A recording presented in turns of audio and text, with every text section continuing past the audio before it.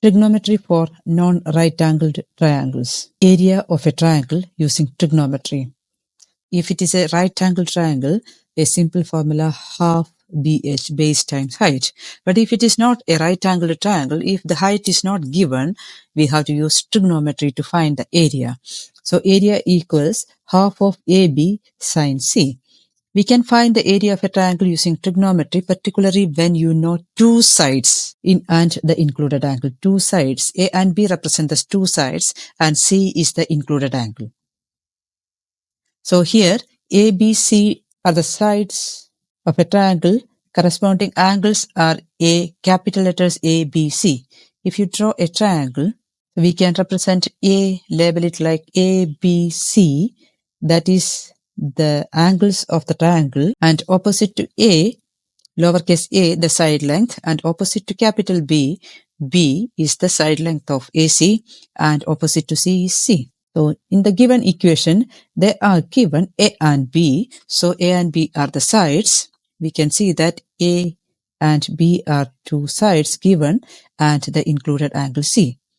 If they are given C and A, we can rewrite the area equals half of CA or AC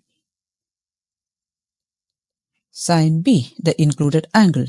The same way we can rewrite, if C and B are given and A also given, half BC sine A. The key point to remember is the angle used must be the included angle between the two sides. So angle between two sides, that is included angle. That is the key point to remember in this equation. Move on to one example question. Find the area of a triangle where A equals 8 cm, B equals 10 cm and C equals 45 degrees. So we can draw a triangle.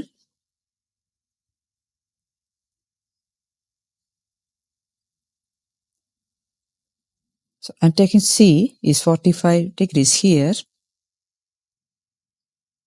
and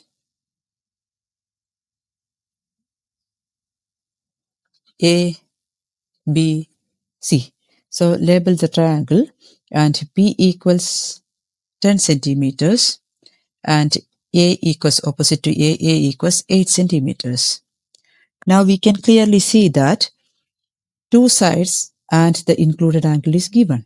So it is easy to use the formula straight away. So area equals half of AB sine C equals half.